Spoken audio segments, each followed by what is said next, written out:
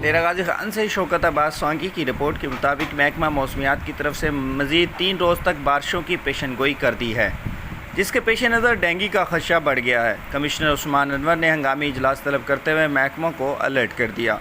Commissioner Dera Ghazi Khan division Muhammad Usman انور کی زیر صدارت ویڈیو لنک اجلاس منعقد ہوا، جس میں ڈپٹی کمشنر باور متعلقہ افسران شریک تھے۔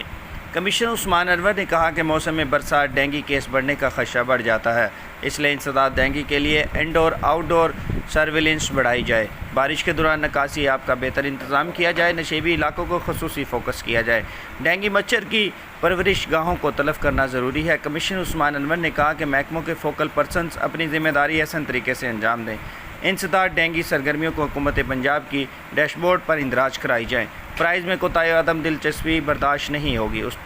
کمشنر عثمان انور نے کہا کہ ڈپٹی کمشنر تمام معاملات کی خود نگرانی کریں، انسداد ڈینگی مہم سے متعلق جائزہ اجلاس ہفتہ وار منعقد کیا جائے۔